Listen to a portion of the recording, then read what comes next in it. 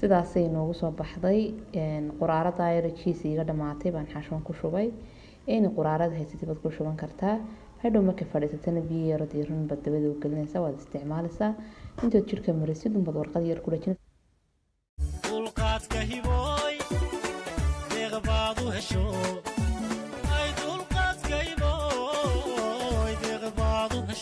السلام عليكم soo dhawaada kusoo dhawaada channelkayga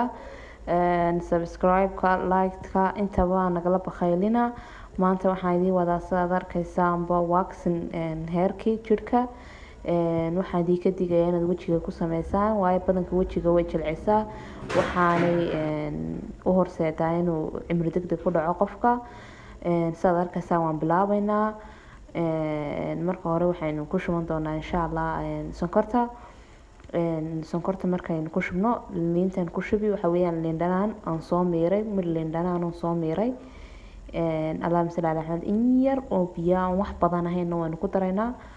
then waynu walaaqaynaa marka aynu walaaqno ay dhex galaan waxaynu sameynaynaa insha Allah marka ay karto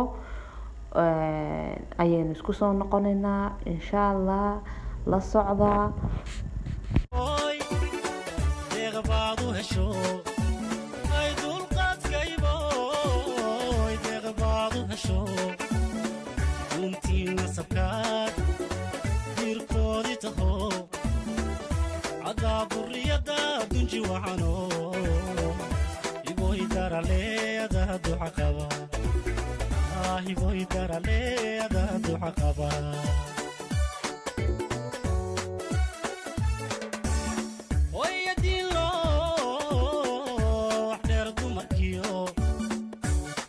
dirciyo halyay doora iboy deganida dadnimo kugu dhalay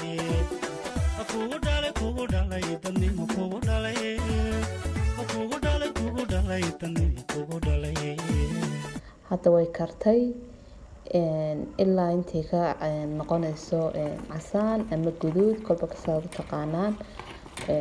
waan walaaqanaa waayo haddaynu ka dul dhaqaaqno waxaa dhici karta inay naga gubato oo hadhowna adeeg noqoto marka imika saad arkaysaan kalarkaas ay noogu soo baxday maasha Allah aad u qurux badan waxaan ku shubi doonaa markay yara qabowdo baasha aan ugu talagalay inaan ku shubto oon ku isticmaalo caag ha iskaga shubin waayo caagu markiiba uu isku cararaya markaad hadhowto la diirsanaysid quraarada ku ahaato waa kaa maasha Allah sidaas ay noogu soo baxday had arkaysaan quraarada ayrajiis iga dhamaatay baan tan xalay ku shubay hadhowna biyo yar diiran baad dabada u gelinaysaa tan jirkaad marinaysaa intaad qori yar soo qaadid warqadaad ku dhajin waad iska fushin maasha Allah